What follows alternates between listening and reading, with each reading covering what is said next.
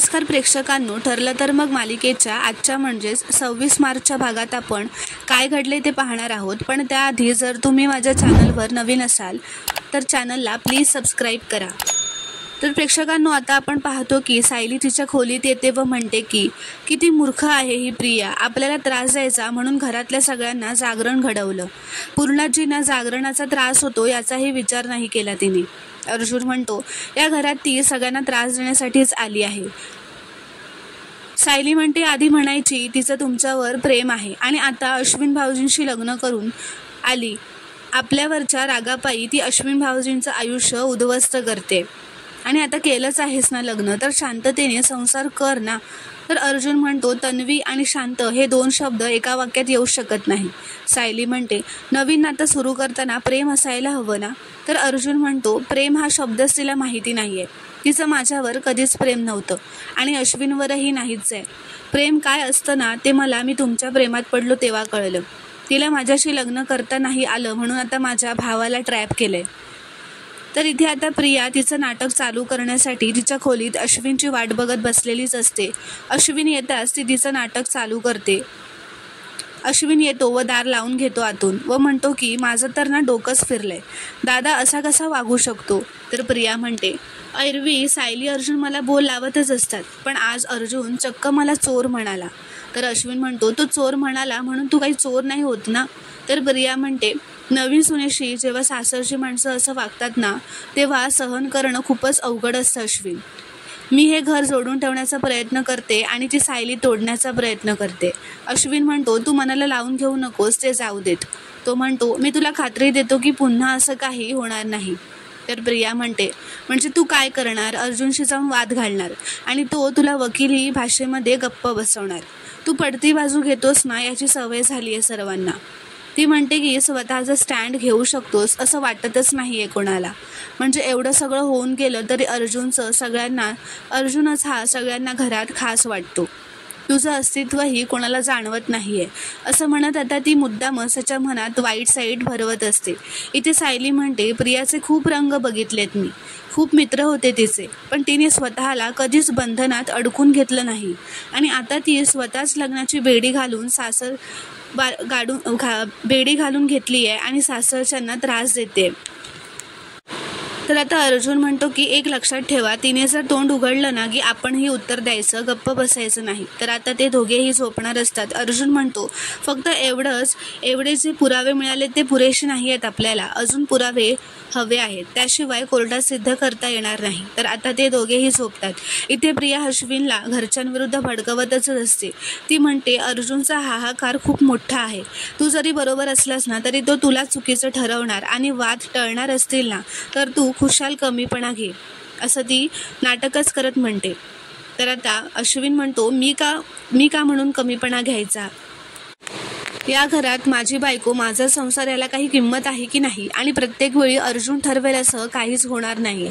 तर आता प्रियाला जे हवं होतं तेच अश्विन म्हणतो. ती मान खाली घालून मनातच हसत असते व म्हणते, पण अश्विन, माझ्यामुळे तुम्हा भावांमध्ये वाद झालेला मला नको आहे. तर आता अश्विन तिच्या बाजूला बसतो व म्हणतो, तन्वी, ही सगळी भांडणं तुझ्यामुळे होत नाहीयेत अगं, दादा आणि वहिनींमुळे होत आहेत. तू रडायची थांब बघू आधी. तो म्हणतो, तन्वी, तुला खूप चांगलंच माहिती आहे मला तुझ्या डोळ्यात पाणी बघायला अजिबात आवडत नाही. तर आता दुसऱ्या दिवशी पहाटे प्रिया झोपलेली असते तेव्हा तिचा अलार्म वाजतो. ती तो बंद करून पुन्हा झोपतच असते. तेव्हा तिला आता आठवतं की रांगोळी पण काढायची असते सकाळी उठून. आता ती कसंबसं आळस काढत उठते व म्हणते, उठ प्रिया उठ, थोडे दिवस का होईना हे परफेक्ट सुनबाई असल्याचं नाटकाचे जे शोज आहेत ना ते लावायलाच लागणार आहेत. तर आता तिला घराबाहेर रांगोळी काढून देणारी तिची मुलगी असते ती आलेली असते. प्रिया तिला रांगोळीचा डबा नेऊन देते व म्हणते, पटापट रांगोळी काढ, कोणी यायच्या आत. तर ती मुलगी म्हणते, ताई, मी रोज पहाटे येऊन रांगोळी काढते, त्याचे पैसे मिळतील का मला. तर प्रिया तिला म्हणते, मी ना सुभेदारांची सून आहे, माझ्याकडे आणि मी पैसे देणार नाही असं वाटलं का तुला. हात चालव, तोंड नको चालव, देते तुझे पैसे. आता ती पुन्हा अश्विनच्या खोलीत येते व कपडे घेऊन जात असते.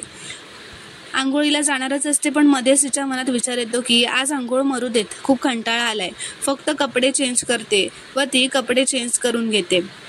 व तयार होत असते व म्हणते की आता मी आंघोळ केल्यासारखी दिसते. मनातच म्हणते हे लग्न करून ना फसल्यासारखंच वाटतंय.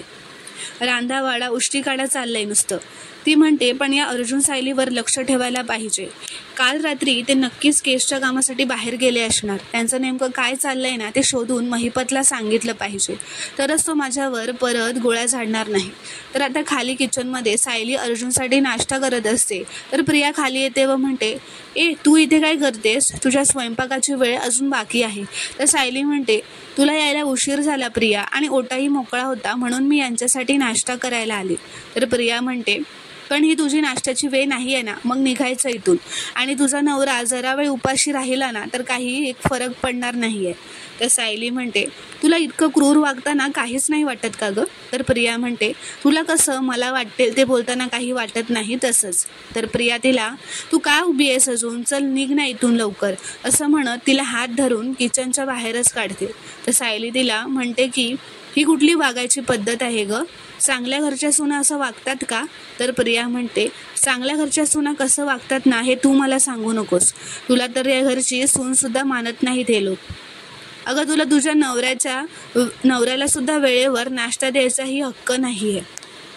बिचारी सायली, असं ती म्हणते. तर आता सायलीला रागच येतो. ती पुन्हा किचनमध्ये येऊन तिथलं ब्रेड व सँडविच बनवायचं सगळं सामान उचलून डायनिंग टेबलवर ठेवते व म्हणते, माझ्या नवऱ्याचा नाश्ता काय तुझ्यावर अवलंबून नाही आहे प्रिया, आणि तुझ्यामुळे ते उपाशी वगैरे तर अजिबात राहणार नाही, असं म्हणत ती अर्जुनसाठी सँडविच बनवून घेऊन जाते. तर आता प्रिया विमलला म्हणते की विमल चल पटकन सगळ्यांसाठी डोसा बनव आणि भाजी चिरून ठेव. तर आता विमल मुद्दामच तिची फजिती करत म्हणते, तन्वीताई नाश्ता मी कसा बनवणार? तुम्ही या घरच्या नवीन सूनबाई आहात ना, तर नाश्ता पण तुम्हीच बनवलात पाहिजे. तुमचं कौतुक होईल ना, आणि तुमच्या कौतुकाच्या आड मी नको यायला, त्यामुळे नाश्ता तुम्हीच बनवा, मी आलेच. तर ती जाताना म्हणते, पण तन्वीताई जर डोसे बनवायचे असतील ना तर आदल्या दिवशी तयारी करावी लागते, तांदूळ भिजत घालून वगैरे ठेवावे लागतात. पण तसं काहीच नाही आहे.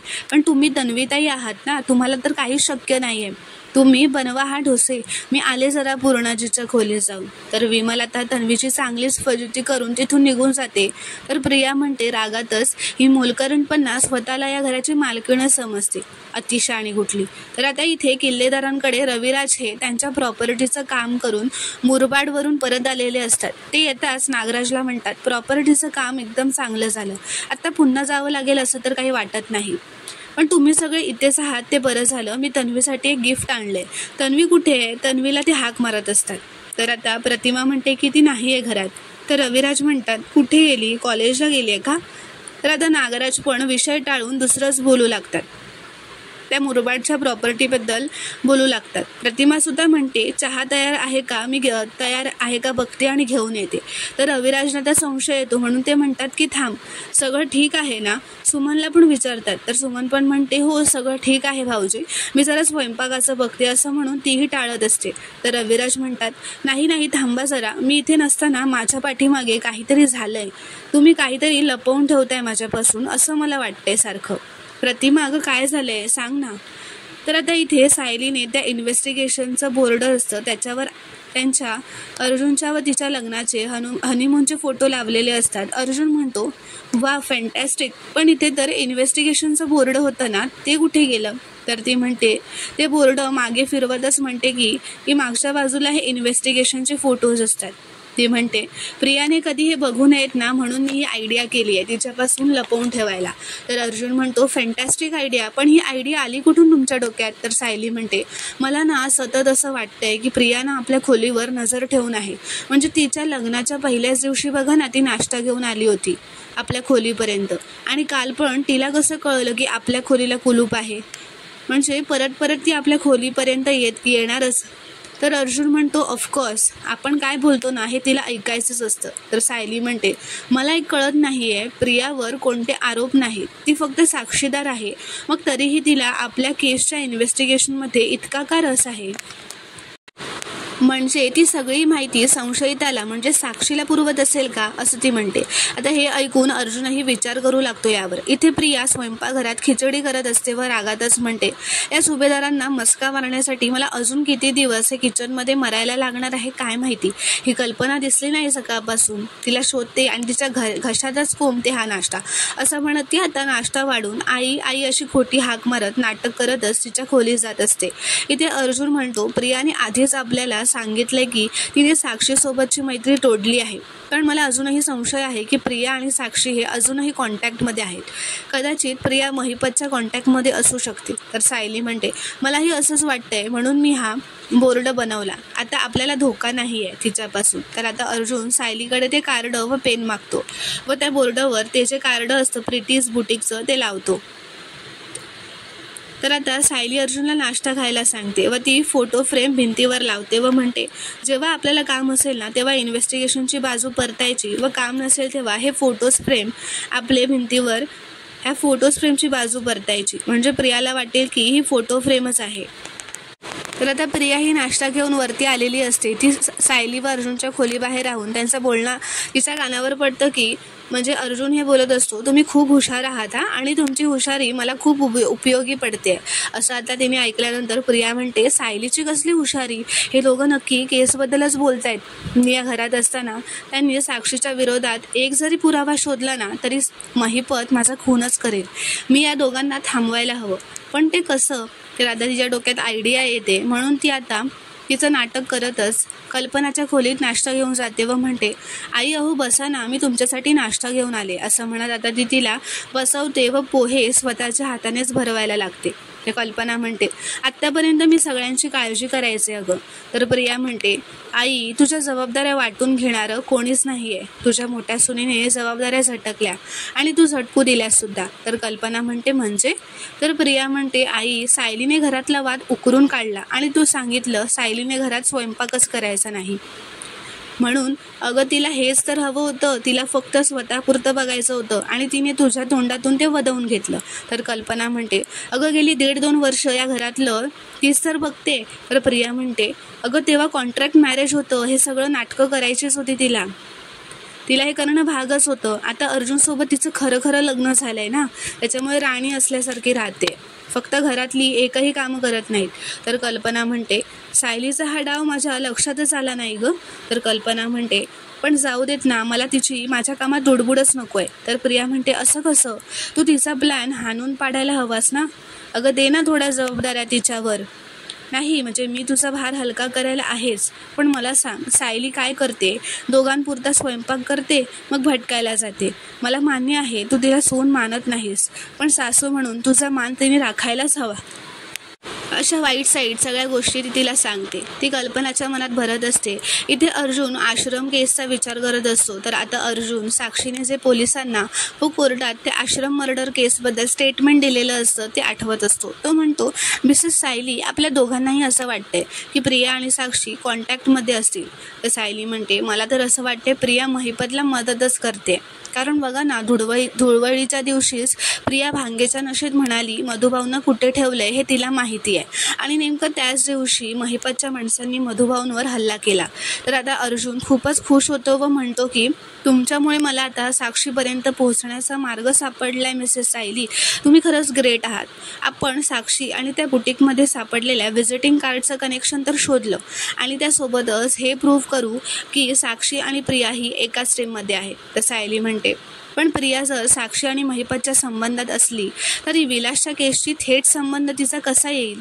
तर अर्जुन म्हणतो, पण प्रिया केसच्या आधीपासूनच साक्षी आणि महिपतच्या टीममध्ये असेल. तर कारण तुम्ही मला सांगितलं होतं की तिला पण तो आश्रम विकायचाच होता. तर कशावरून ती तेव्हाच साक्षी आणि महिपतला जॉईन झालेली नसेल आणि कशावरून ती महिपतसाठी ॲक्टिव्हली काम करत नसेल. तर सायली म्हणते, म्हणजे प्रिया ही साक्षीचीच मैत्रीण होती म्हणून प्रियाने कोर्टात खोटी साक्ष दिली. तर अर्जुन म्हणतो, एक्झॅक्टली. आपण असा विचार करत होतो की प्रियाने खोटी साक्ष का दिली, तिचा काय फायदा असेल. पण प्रिया ही आधीपासूनच महिपतसाठी काम करत असणार आहे. आता आपल्याला याचेच पुरावे शोधायचे, तर सायली म्हणते. या दृष्टीने विचार केला तर प्रिया आणि साक्षी यांची मैत्री खुनाआधीची आहे याचे पुरावे मिळू शकतात. तर अर्जुन म्हणतो, त्या रात्रीबद्दल कोर्टात मधुभाऊंनी एकच स्टेटमेंट दिलंय, पण प्रियाने दुसरंच काहीतरी स्टेटमेंट दिलंय. यावरून हे सिद्ध होईल की प्रियाने कोर्टात खोटी साक्ष दिली आहे.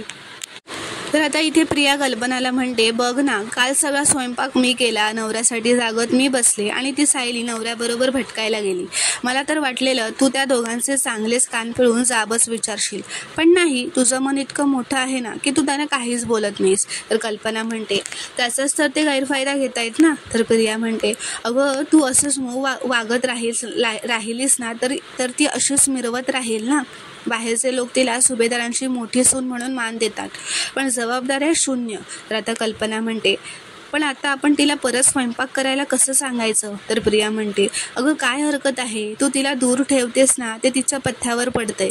मला तर वाटतं तू तिला सगळं काम करायला सांगायला हवंस. तर प्रिया मुद्दामच म्हणते, जाऊ दे ना, पण मी या घरच्या भल्यासाठी काही सांगितलं तर मेलं माझं कोण ऐकतंय, जाऊ देत. तर कल्पना म्हणते, अगं असं का म्हणतेस तू, मला तुझे म्हणतेस ना ते पटतंय. मी सायलीला खूपच सूट देऊन ठेवली आहे. तो अर्जुन त्याच्या बायकोला मान मिळावा म्हणून सारखा माझ्याशी भांडत असतो, पण आता त्यालाही कळेल की आता त्याची बायको त्याच्या आईला कशी मूर्ख बनवते ते, पण मी ते होऊ देणार नाही. इथे सायली म्हणत असते, प्रिया व साक्षीच्या जुन्या मैत्रीचे पुरावे मिळणं तितकंसं सोपं नाही आहे. तर अर्जुन म्हणतो, कोणीतरी असेलच ना की ज्याने साक्षी आणि प्रियाला एकत्र बघितलेलं असेल, किंवा प्रियाला साक्षीकडून पैसे घेताना बघितलेलं असेल.